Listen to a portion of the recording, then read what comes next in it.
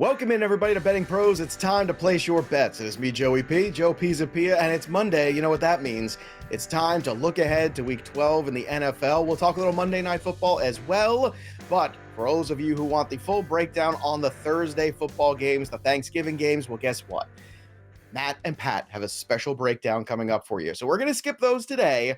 You're going to have to watch the special Thanksgiving edition. I assume it's going to be a lot like Charlie Brown, potentially. Is going to be perhaps some toast made by Pat, and Matt will make all the popcorn. I believe that was the feast that Charlie Brown had at Thanksgiving. So they're going to have some toast and popcorn, talk a little Thanksgiving football. But today, don't forget, everybody, it's brought to you by BetMGM, the king of sportsbooks. Download the BetMGM app today, and you can go ahead and start making your wagers and potentially make some money on Thanksgiving, make some money back you can spend on Black Friday. So, gentlemen, let's get right after it, and let's start here with Monday Night Football. San Francisco 49ers against the Arizona Cardinals. Now, this one is going to be in Mexico, so neutral field in that sense. However, potentially still game time decision we're looking at for Kyler Murray. Pat Fitzmaurice, let's start with you tonight. You look at this line, it is an 8-point favorite line for the San Francisco 49ers. The number's 43.5, plus 25 if you like the Cardinals on the money line. But Pat, do you see any value here on any of these three? Maybe a little bit of value on the 49ers show. It's interesting. Ian Rappaport reported about 90 minutes ago, as we record this on Monday morning, that Kyler Murray looked to be out for this game. So the first reports that Murray might be out came last night. And at that point, I think the line was San Francisco by 8. And like with the more definitive reports, I don't know, it's only gone to 8.5. So, you know, Colt McCoy is a quality backup. I don't know that this should necessarily make for a massive line movement, but I do maybe see a little bit of value in the 49ers at 8.5. Like, I think it should be about 9 points. And I was inclined to take the over in this game with Colt McCoy. I think maybe I'm not going to do that. I don't see any value in the total. Well, in some spots here, Freedman, I see 10 already. Yeah. So that movement is happening very quickly in the last 15 minutes. So what do you think here of that 10? Has that ship already sailed in terms of the value for San Fran? Or do you think with potentially Kyler Murray out, you should get it now before it jumps anymore? Yeah, I'm a sick pup. I would probably honestly go at 10. I would bet the Cardinals. I don't see much of a difference. I mean, obviously there's a difference between Colt McCoy and Kyler Murray, but like McCoy is like a total professional backup quarterback, multiple years of starting in the league. And we've seen him have multiple starts across multiple seasons with the Cardinals. So like he can run that offense pretty well. I think at 10, that's a little too much. I was going to say he might even give a truer, like he might even be a little better at running like the true version of Cliff's offense than Kyler is, since Kyler likes to do a lot of stuff off script. Yeah. Now, the one thing I will say as we skip ahead from the Thursday games, we've got Buffalo, Detroit, New York, Dallas, New England, Minnesota. We all know that typically speaking, the favorites all don't win. And I got to ask you this question because I need this question answered here today from you two. I said last night on the live stream on Fantasy Pros, you know, after Dallas goes out there and whoops Minnesota 40-3, that they'll probably lose to the Giants at home on Thanksgiving, right? I mean, that's the one. That's the one that's setting us up for failure. Am I right, guys, or no? Teaser, maybe, perhaps. The only, no, I mean, Freedman is biased with his Cowboys riding so high. So let me take this one, Joe. Like my one concern with that is that the Giants were just decimated by injuries against the Lions. Like normally I would like them coming off the bad loss and Dallas fat and happy after the win. But like the Giants lost Adoree Jackson, Fabian Moreau, a couple of offensive linemen, Wan'Dale Robinson, like it was carnage for them yesterday. So all right. Yeah. I don't want to get too much into the weeds with it. I just wanted to ask because I'm looking at this and it looks like, well, this is pretty obvious, all three favorites, and it never happens. So make sure everybody tunes in to see their full breakdowns, because I know I am, because I have money already invested and I want to see if I should invest more in other ways than Thanksgiving. So let's move on to the next one here. Oh yeah, let's go. Buckle up, Buckaroos. Denver and Carolina. This is the game you've all been waiting for. Hope we don't lose any listeners here as we start this one. 3-7 Denver Broncos against the 3-8 Carolina Panthers. This one's in Carolina. They had 2.5-point home dogs here. 35.5 is the over under. If you like Carolina for the upset, plus 120. Freedman, let's talk about this game because I believe we're contractually obligated to do so. Do you think that 35.5 is safe? I mean, I bet the under 37 in the look ahead market because I just knew I would want to be on it. 2.5 is exactly the right number. 35. Let me see. I have this projected still at 34. So it's a disgusting game. I would bet the under, but who's scoring points in this game? The Broncos are now 9-1 to the under. They've got the perfect setup to be an under team, an elite defense and an offense that can't score. It's a perfect scenario. And they have a perfect partner in this, and that the Panthers are horrible on offense and pretty good on defense. Yeah. Baker Mayfield was not the answer to the problem yesterday. That's for sure. Fitz, any take here on the Denver, Carolina, any early value in your opinion? Well, Freedman is clearly underestimating the possibility that Sam Darnold can come in and start lighting up the pinball machine for the Panthers. But it's funny, Joe, this totally reminds me of a game I bet on Saturday that Freedman and I were talking about. Iowa at Minnesota went off at apparently a record low 31.5 points. Two teams that play good defense and have a little bit of trouble scoring on offense. And they were playing in like a wintry, windy Midwestern chill up in Minneapolis. Our own college football expert, Thor Nystrom, was actually attending that game in person. And I bet the over. I thought 31.5 was just too low. And, I was talking to Freedman while that game was early in the second quarter. It had already gotten to 10-7, I think, Iowa. And by halftime, the teams had put up over 300 yards of total offense combined. And of course the game petered out and finished under, and I lost that wager. So I'm not inclined to go back to the well and be bold and look at this ridiculously low total and think, oh, it's got to go over this, right? Because I just got burned on a similar bet. Probably just walking away from the total here. And, don't feel great about either side. I mean, I just Denver, I thought was in such a good position to just truck the Raiders, who seem to be coming apart at the seams. And Denver's offense is just stuck in the mud. I mean, it's been quicksand for that offense all year. So yeah, the new play calling from Clint Kubiak really didn't make much of a difference after all that did it. And on top of that, I don't know how defensively you can not account for Devontae Adams in overtime. I mean, legitimately no one within 20 yards of that guy.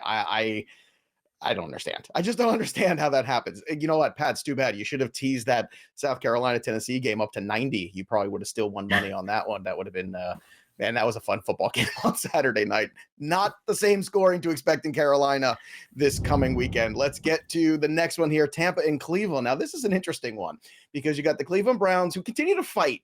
The Cleveland Browns are kind of plucky. They were, they hang around in some games.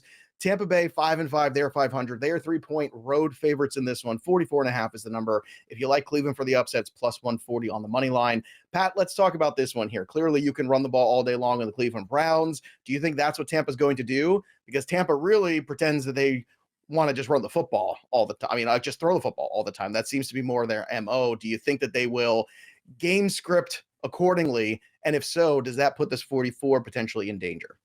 Yeah, that's a good question, Joe. I wonder if they will maybe turn to the run a little bit more with the rookie Rachaad White kind of juicing up their running game a bit in recent weeks. And yeah, you mentioned the Browns are scrappy. They've only won one of their last 7 games, but they've had a run of pretty decent opponents during that stretch. I mean, Atlanta, the first one, was probably the weakest of their opponents. Otherwise, the Chargers, Patriots, Ravens, Bengals, Dolphins, and Bills. I want to like the home dog coming off the tough loss in this spot, but I don't know, the Buccaneers well rested. I've got this game as Bucks should be favored by about 3. I'm within a quarter of a point, half a point of the total. I'm not getting a strong vibe either way here. Freedman, any vibes from you on this Browns Bucks game? Yeah, I'm exactly at 44 on the total, so nothing there. I have this at 3.5, and I did bet this in the look-ahead market at 3. I do like Tampa Bay in this spot. They actually have been trying to run more this year, which has been a bad thing for their offense. They've been running too much on first and second down, and it's putting Brady in a bad position for third down. But given that that's the propensity that they have and that they have this matchup, maybe this is the one game where the running actually doesn't come back to bite them, where they can actually run with some success. So I do like them in this spot. All right, next one on the board here, the Baltimore Ravens. Boy, oh boy, are they limping into this game. They are 7-3. They are 4-point favorites going against the Jacksonville Jaguars, who are 3-7. 45.5 is the over-under. If you like the Jags, it's plus 175 on the money line. Freedman, so many injuries for Baltimore. They looked so lackluster in the first half of that game yesterday, and they kind of put things together. Look, the defense played very well. The offense is really just, I feel like they're just lacking that ground and pound running back that they're used to having. And people can joke all they want about Mark Ingram back in the day being old and all that stuff. But guess what? He was part of that identity of that team, and they just don't seem to have that ability to do what they want to do offensively. Bateman out. I know Andrews came back and played yesterday, but still, just this offense isn't looking great. Is there any reason here to believe that the Jacksonville Jaguars might keep this game a little bit closer, considering all of the issues that Baltimore's had so far offensively the last few weeks? Yes, they are coming off of the bye. They're at home. This number is 4 at some spots, but at BetMGM, it's 3.5. It's starting to move down. Honestly, I have this at 2.75. When I'm done talking, I'm going to go bet this at 4 at one of the books where that number's remaining. I love when we do this. I did the same thing last week where I bet the Titans after our conversation against Green Bay. I love our live betting in show, as we just can't get enough of it. We have a sickness, all three of us. It's great. I love it. It's why I love doing this show. Pat Fitzmaurice, let's talk about this one for you. It's just really hard to be super confident in Baltimore, despite the fact that their defense is very good. Do you have that same feeling that Freedman and I do, where Jacksonville can hang around at least, or maybe to the other end of that spectrum, maybe Baltimore can't separate themselves as we think that they can? I do have that feeling, and it's a very tangible feeling, Joe, because having too much faith in the Ravens has hurt me in the wallet for the last month or so. So, yeah, I do get that vibe. And what you said about the Ravens not having that power running game makes a lot of sense. I mean, Gus Edwards missed their Week 11 game. We don't know about his status for Week 12. But without J.K. Dobbins and Gus Edwards, they've just got all these finesse backs left on the roster. Kenyon Drake, Justice Hill, Mike Davis. So, yeah, they don't have that power running game. And I think in the first 3 weeks of the season, Lamar Jackson threw like 10 touchdown passes. Since then, I think he's thrown 6 TD passes in 7 games, and they're averaging like 175 passing yards a game over that stretch. Like, they just don't have much cooking on offense at all. But as you said, Joe, the defense has been really tough. And I kind of like the under here. Like, I don't like the Jaguars as much as Freedman does, but I really like the under here. Yeah, coming off the bye too, that's always a sneaky one too for teams like Jacksonville. A little bit more time too, a little rest for Travis Etienne too, who's been working real hard. Giving him a little bit of a breather, probably a good thing too. We'll see if he comes out fresh for this game. The Houston Texans will travel to Miami. Miami is 7-3. The Texans 8-1. Miami is 12-point home favorites in this one. 46 is the number. If you like Houston, for the upsets, plus 440, I would not recommend that investment. However, Pat Fitzmaurice, let's talk about this. As much as we know that Miami is a better football team than Houston, and Miami can put up all kinds of crazy points, it's that Miami defense I keep coming back to that continues to give up big plays, give up yards. And I know that the Texans are not an explosive offense by any stretch of the means, but do you see any value here on this 12? Because I don't know. This seems like a very big number to me for a defense that has been as questionable as the Miami Dolphins have been this year. It does, but the Texans have certainly been playing the part of the tomato can lately. Like, they have showed themselves to be one of the worst teams in the NFL. And, you know, maybe they rear up and have a respectable game. Like, they're probably due for one. And I hate taking the favorite with these big numbers, Joe. I just hate it. But man, the Dolphins coming off the bye, Mike McDaniel was in the lab cooking up some good stuff. And I just wanted to cook up with some defense. How about a little cover 2 or something? Something to slow somebody down. Which is why I do like the Dolphins a little bit, but I think I like the over even more, Joe. And as you mentioned, the Dolphins D has been pretty putrid lately. And in the last 3 Dolphins games, we have seen 58, 67, and 56 points. So I know the opponent has to cooperate for this one to, hit a reasonably high total. I don't know if that's going to happen, but boy, like with a week off for Mike McDaniel to plan, I wouldn't be surprised if the Dolphins came close to hitting this number by themselves. So I like the Dolphins. I like the over. All right, Freedman, over to you. It's a big number here for the Dolphins, and I get the explosiveness. But everything Pat said on offense is right. I can't seem to get past that whole thing where every time you think the Dolphins are in a good spot there, they just give up too many big plays and too many points. Do you think this 12 is safe? Do you see any value here in the early look ahead line? Yeah, so one thing I've noticed is that my early projections have tended to be a little bit too high on some of the big favorites, at least based on how they've been able to play their games. I'm thinking of the Ravens specifically last week, and also the Chiefs to a degree. But this number, I bet it a 10 on Thursday because that was just way too low. It's 11.5 at some books, 12 books now. This line could get to 14. The Texans are so bad. I have this projected at 13.75. And Joe, to your point about the defense for the Dolphins, yeah, it has been bad, but it's been specifically bad in pass defense. Against the run, they've been tolerable. They've been average at worst and more like kind of the fringe of the top 10. And so that's, when the Texans have had success, it's been in the running game.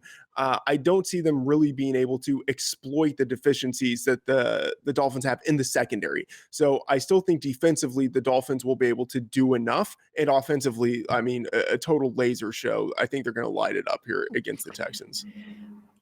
Everything you're both saying sounds right.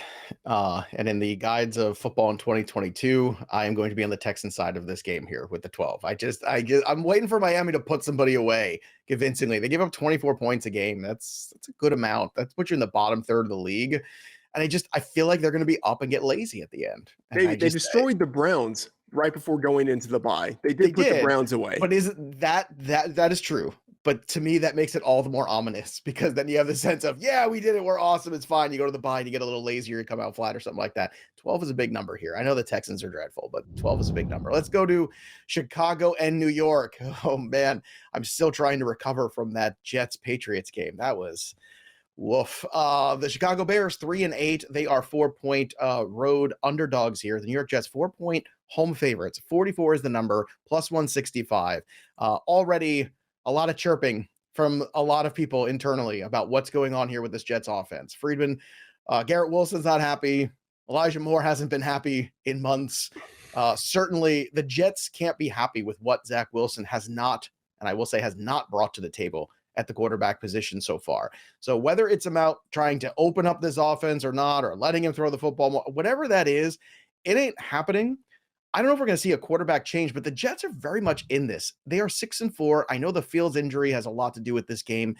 The Jets defense has been great. The Jets defense is playoff caliber. The offense is woefully behind. What are your thoughts here on this early line? Because I think this is one of the toughest ones, I think, on the entire Week 12 slate. Yeah, I mean, it's complicated even more by the fact that Justin Fields is dealing with an injury. That, for me, that's the big part of this game here. If Fields is healthy, even if he's not healthy, but as long as he's out there playing, the Jets shouldn't be favored by 4 against anyone, even at home, especially Justin Fields when he's starting to develop into a quote unquote real quarterback. But if Justin Fields is out, as you mentioned, they have an elite defense, the Jets, and going against Trevor Siemian, who doesn't offer the escapability. Like, that is what has made this Bears offense livable. Oh, yeah. The fact that Justin Fields can do Lamar Jackson type of things. If he's not out there covering up for his offensive line, Trevor Siemian will be pounded by the Jets. And the thing is, I don't think I would really trust the Jets to be able to score enough points to cover. But I don't know. This line, if Fields is out, this line moves way past where it is. Like, it's 3.5, 4 right now. We would expect it to get to 6, maybe even 7. That feels too strong, 6.5. But this, if Justin Fields is in, I am in on the Bears in this spot. All right, Fitz, this is kind of the gambler game, if you will. Do you want to take the early gamble, lock it in, hope that Fields plays and take this 4? Or do you want to wait and see how things develop, which could let this line get away from you? I anticipated Fields being out on this, so I actually took the Jets at 3.5, and I took the under at 44.5. So is this a revenge game for Trevor Siemian, by the way? I lost track. Are the Jets one of the 8 or 9 teams he's played for? Anyway. That's a great question. Trevor Siemian's made enough money that he has no need for revenge. Yeah. So I wouldn't worry about that. Yeah, I like, it's just weird seeing Fields carted out of the stadium, like with a shoulder injury. That something about that, like, if he were okay, if this was minor, like I kind of don't think they'd be taking him out on a cart. So I hope I'm wrong about that. I'd rather see Fields play and just lose my bets, but there is a chance that the Jets could still win this bet and hit the under, even with Fields playing. Although I don't believe it, I tend to agree with everything Freedman said. And like, if Fields were playing, I think this would be, I don't know what, Jets -2.5. Would that be a better line? So, in a higher total, I just think we're going to see the line go up towards the Jets and, this total continue to drop. I think Fitz is right. And by the way, I stand corrected. This is a revenge game for Trevor Siemian. He did get one start with the 2019 Jets. And in that one start, it looks like he had 6 pass attempts. There you go. Huge revenge narrative. I can't wait. Trevor Siemian has made $9.1 million in his career. I don't think there's any reason for revenge. That might be more pass attempts. Joey still has to borrow money from Chase Daniel. So no, that's true. I'll tell you what, if I'm the Jets right now, I want to see Mike White. I want to see Joe Flacco. I want to see somebody. I don't want to see Zach Wilson anymore. I'm sorry. It's not just the Patriots. It's just Zach Wilson. All right, let's go to the Cincinnati Bengals and the Tennessee Titans. The ugly football Titans, who I continue to tell people this is what they do. I know you don't like it. I know it's no fun. It's not fun for fantasy or anything else. They know how to play football and win games. They're going to be at home against the Cincinnati Bengals. What we've learned, if indeed, Joe Mixon news comes out today with the concussion protocols and all of that, typically we don't see those guys. So they could be down Mixon in this game, probably still down Chase in this game too, one would imagine. So 1.5 point favorites the Bengals are.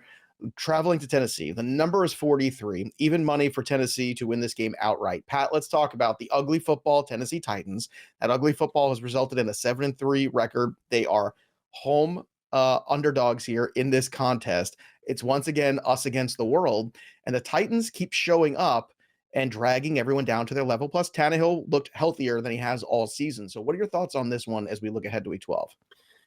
My thought is that maybe Mike Vrabel is the best coach in the NFL.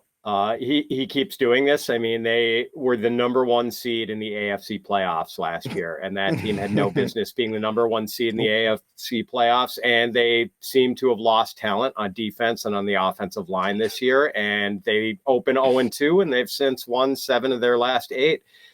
And it's like Vrabel just maximizes his talent. Like the Titans never come out flat. Seemingly. Nope. Like they'll have like one bad game against the Colts every year for some reason. And that's it. But like they totally maximize their talent. I mean, the Packers didn't even play a bad game. I thought this past Thursday night, like not a terrible game. And the Titans not by their standards, no. Yeah. Exactly. And the Titans totally wore them down. So my first instinct was to like the over here because, the Bengals are explosive and the Titans are just efficient. But over the nice little 8-game stretch the Titans have played, there have not been more than 46 points scored in any Tennessee game. So in 3 of those games, there were fewer than 30 points scored. So the Titans have been an under team. But then again, it's kind of the, like clash of styles here because the Bengals last 5 games, 56, 52, 45, 63, and 67 points. So maybe a struggle of wills here as far as which side you like on the total.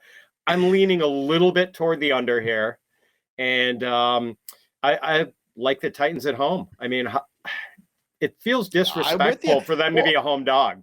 To be honest, it does a little bit, but it plays into Mike Vrabel's narrative. Like I'm not surprised if Mike Vrabel took a flight to Vegas, said, "Here's a couple $1 million, make us an underdog in this game," because it feels like that's exactly where he wants to be, exactly the narrative. At worst, they should be a pick 'em at worst, I think. Well, but and to that point, Freedman is the best bet right now, just to take the even money. You can get the Titans to win outright and move on. Yeah, probably. I have this projected at 0.5. So I do see the Bengals as ever so slight favorites in this game, but I am showing value on Tennessee here from 1.5 to 0.5. The thing is, pragmatically, there's not much of a difference between those two numbers. So yeah, if you're going to bet on the Titans, and I do see the Titans, this is the spot. Mike Vrabel as an underdog. Vrabel at home. This is the Titan spot. I look at these two teams and I think, man, like the Bengals should be able to smoke them. Like if any team blows out one of these teams, it is the Bengals blowing out the Titans. But if the Titans win, it's almost guaranteed to be a close game. Like that is the type of like discrepancy we see, but the frequency in which we see those outcomes happen, I think we see the Titans winning this game much more than we see the Bengals blowing out. So I haven't bet it yet because again, I don't see much difference between 1.5 and 0.5, but I do see value on the Titans here. All right. If you want to see blowouts, by the way, stay tuned. We've got one coming up for you. Oh, yeah. Let's get to Kansas City. But first, let's get to Washington. 6-5. The Commanders are at home, 3.5-point favorites against the Atlanta Falcons, who somehow continue to be relevant and hanging on, which is super frustrating for everybody. But here they are. 43 is the number, plus 140 on the money line if you like the Falcons. So Freedman, let's talk about this one. So they're giving a little bit of respect to Washington, not a whole lot, understandably so. The one thing I think we can all agree on, that Washington run defense is for real. Montez Sweat has had a fantastic bounce back season after last year being a little lackluster. So the defensive lines played really well. Games get won or lost down in the trenches. And I feel like when Washington wins, it's because they're winning up front. Do you think that this is a spot here where they can win up front and win this game against the Falcons? I have Washington and Atlanta power rated basically right next to each other. Mm-hmm. And yes, the Washington run defense has been good, but Atlanta is one of the best running offenses in the league. Right. So I don't think Washington, even at home, should be favored by 3.5. So I'm seeing value on Atlanta here. I have this at 1.75. Maybe I'm a little too tight on that spread, but even if it should be 2.5, going through the key number of 3, I think there's value here. So I am on the Falcons at plus 3.5. Yes, they are one of the more prolific running teams, but a lot of that is based in value, not so much the volume, I should say, not so much in efficiency all the time. That's where I get concerned. If this is what they want to do and they keep doing it over and over and over again and running up against a brick wall, can they change? Can they pivot? Pat Fitzmaurice, can Atlanta change their identity if who they are doesn't work against Washington in the first half of this game? I don't think so. This is a game I'm staying away from, but do you see any value early on? Well, first, they cannot change their identity at all, Joe. I mean, try putting Marcus Mariota in a game where he has to drop back and throw 40 times. The results are not going to be pretty there. So they cannot change their identity. Yes, the Washington run defense has been fierce. That's one of the reasons I like the Commanders a little bit in this game. I like my value on them is like about minus 3.75. I like them just a little bit, but I've been really impressed with Washington the last 2 weeks. They obviously beat the unbeaten Philadelphia Eagles on the road in prime time. Then against the Texans this past week, they did what you're supposed to do against a bad team. They took out the trash and were never seriously threatened. So, like, do we have to reassess how good the Commanders are? Because I'm starting to think they're a pretty good team. I mean, they've got this very underrated defense. You talked about how tough the run defense, Joe, has been. And really the pass defense hasn't been bad either. They have at least a functional running game and a functional passing game on offense. Yeah. So, they're somewhat versatile. Like, I'm starting to think this might be a good team, like a sneaky good team. And I don't know. It's easy to underrate the Falcons. Like, no one really likes the way they play.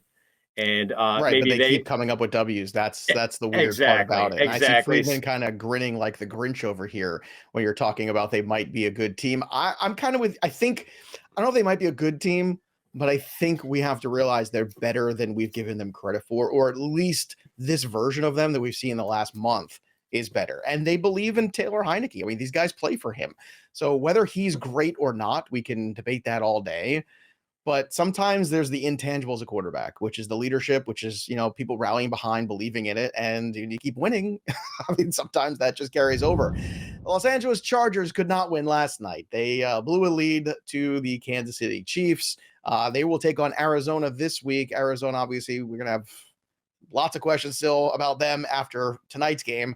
They are 3-point home underdogs, though. Arizona is in this contest here. The Chargers are favored by 3. 47.5 is the number, plus 130 on the money line for the Arizona Cardinals. Pat, do you see any early value in this one to lock this in before it changes, or do you want to wait and get more information as the week unfolds? Yeah, I've already bet the Chargers, but I'm not going to lie. I'm a little bit nervous about it because the last time the Chargers fought valiantly and lost to the Chiefs was that Thursday night game in week 2. And I remember thinking, like, man, if not for that long, what was it, like a 99-yard interception return for a touchdown, the Chargers should have won that game. I thought they looked terrific on offense and defense in that game.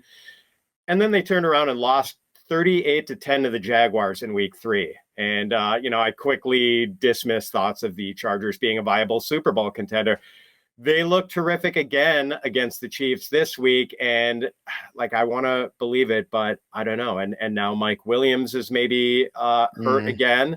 And that's a key weapon for them. I know safety Nasir Adderley went down yesterday. So I want to get back on board the Charger bandwagon, but I don't know if it's the smart move. I already have gotten on the bandwagon for this game, and maybe I'm walking into another bear trap just like I did in week 3. Well, and the Chargers are already down J.C. Jackson for the year, so the secondary really can't stand to take a lot more hits here. All right, Freedman, any early value in this game for you as you're looking ahead? Yeah, I remember last week we were thinking about Houston. It's like, oh, there might be some value on Houston. And we said, wait, let's wait. Let's see what happens with the Commanders on Monday Night Football. This line might get to 3.5. We were right, and yet we were also so wrong in the final outcome of that. But I think it's a similar situation tonight. I think I'm going to wait to see what happens with the 49ers and the Arizona Cardinals. I'm showing value on Arizona, but I think there's a decent chance this number gets to 3.5. And if it gets to 3.5, then I will probably be betting the Cardinals. Cardinals as underdogs, that's a situation where I typically want to be. At the same time, I feel disgusting about it. So even if it gets to 3.5, I don't know if I'm going to be doing it, but I'm definitely not doing it at quote unquote just 3. I love how slavishly Freedman always follows the Kingsbury code, no matter what. Bet Kingsbury as a dog, bet against Kingsbury as a favorite. He is just locked in and can't be swayed off that stance at all. I can. It's especially when it's Kingsbury as a road dog. That's really where I want to be on him. At a home dog, it's a little bit of a coin flip. Fair enough. Let's go to Las Vegas and Seattle. This one's in Seattle. The Seahawks are 3.5-point favorites in this one. 47.5 is the number, plus 162 for the Las Vegas Raiders on the money line. Freedman, when you're looking at this contest, Seattle coming off a bye, Vegas coming off a win, do you see any early value in the look ahead?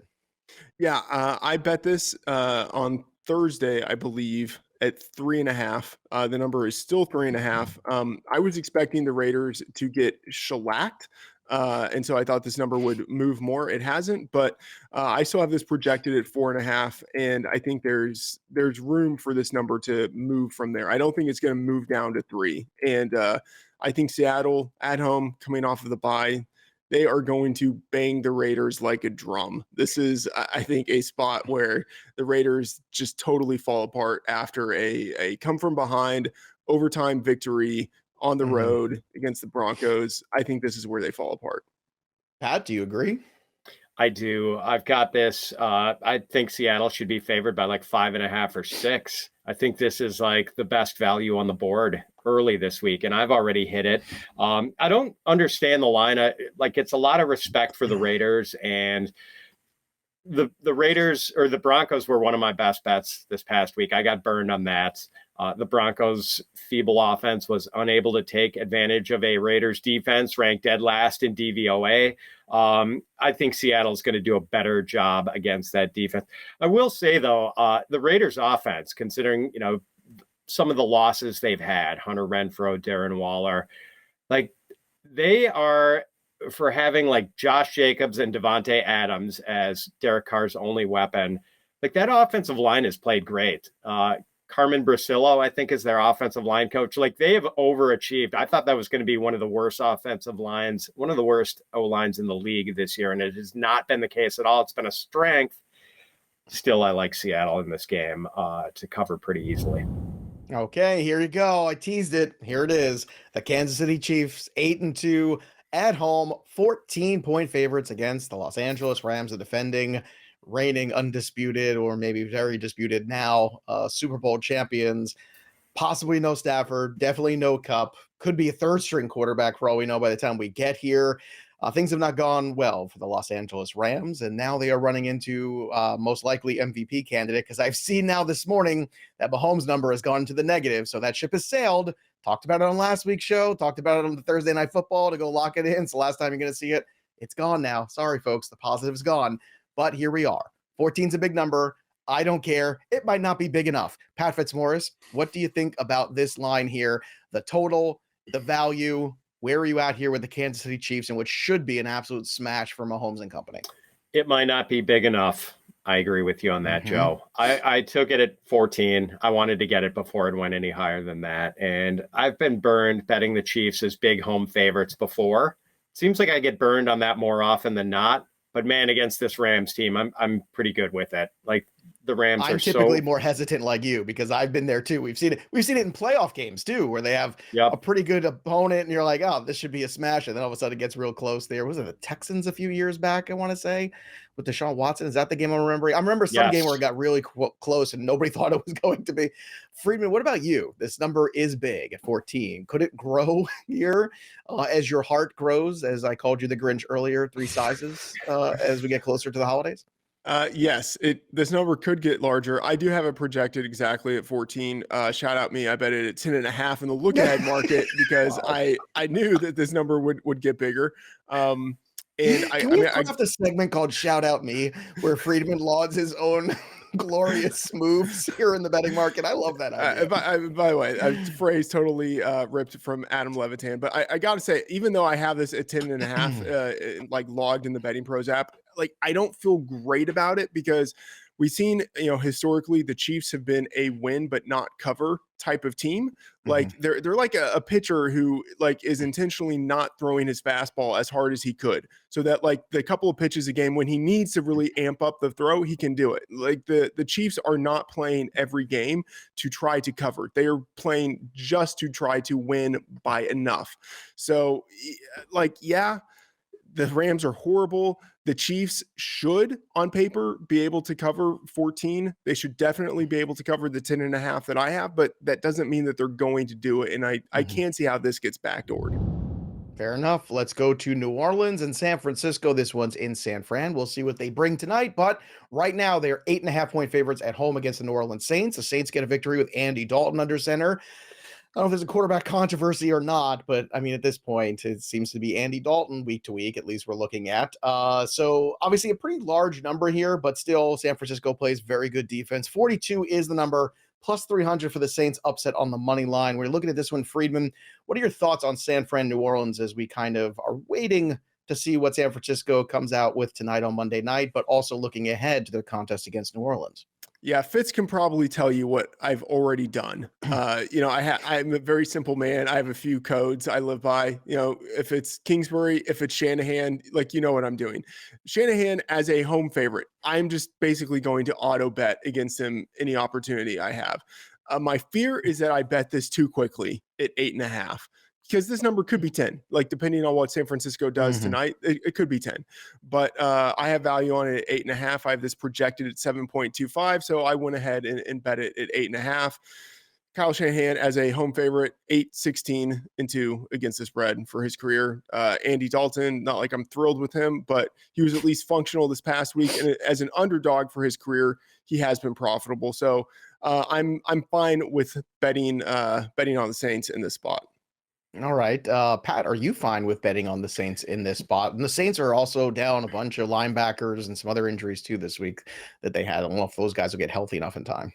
Yeah, I'm fine with it. And for many hours of talking NFL gambling with Matthew Freedman over the course of the season, I have already sort of mapped out the strategy of waiting for this game. And hopefully with Kyler Murray out, the Cardinals are going to get trucked. The 49ers are going to gain a couple of points in the line here. And I will go against Shanahan as a home favorite. Freedman has taught me that very well. I'm kind of struggling. Like, it feels like this should be an over game. I kind of feel like a 49ers game in the low 40s feels like an over game. But I worry a little bit about the Saints. helping push this game over. Like in their first 3 games, the Saints had 53 or more points scored total in those games. Since then, Saints games in their last 4, I think, have produced 24, 40, 30, and 47 points. And the 47 was weirdly against the Rams and their dysfunctional offense. So I'm not hugely confident about the over, but I do think there's a little bit of value there. All right, let's move on. We got 2 games remaining. The Green Bay Packers Sunday Night Football will head to Philadelphia. The Eagles are 9-1. The Pack is 4-7, 6.5-point favorites. The Eagles are at home with a 45 as the over/under. If you like the Green Bay Packers on the money line, it's plus 235. Pat Fitzmaurice, 6.5 is the number here. You mentioned that you felt as though Green Bay has been playing better of late. Certainly, they've discovered Christian Watson, so that's a positive. But not to be patronizing, can they match up here on the road against the Eagles after the Eagles have been checked a little bit recently, which I think is kind of good and healthy. This is a team that it doesn't know what it's like to be up at the top. And when you're up at the top, everybody's gunning for you. I feel like these last 2 weeks have kind of proven that. It was a big win for them in Indianapolis because they came at them with everything they had in the first half of this game, and they survived it in the second half. Do you think now the Eagles will be prepared for Aaron Rodgers and company on Sunday night? That's a good question, Joe. It seems like their offense has sprung some leaks. And like the Green Bay defense, disappointing this year, but still respectable. So, like, I don't know if the Eagles offense is suddenly going to find what they had going earlier in the season and get all the Pistons firing or not. I do know I don't want to bet the Eagles at -6.5. On DraftKings, at least, that has been juiced towards the Eagles, and it was -120 to bet the Eagles at 6.5. So no way I want to do that. I want to see if this moves to 7. I'd maybe be willing to put a small bet down on the Eagles at 7. Like, I don't think the Packers are going to win this game. Dangerous as a touchdown underdog, but I still think the Eagles would be the better percentage play in that situation. I do like the over here, though, because of the Packers' newfound weaponry with Christian Watson. I think they could get into a little bit of a shootout and put up some points against the Eagles if the Eagles are willing to cooperate and, get the offense back together again.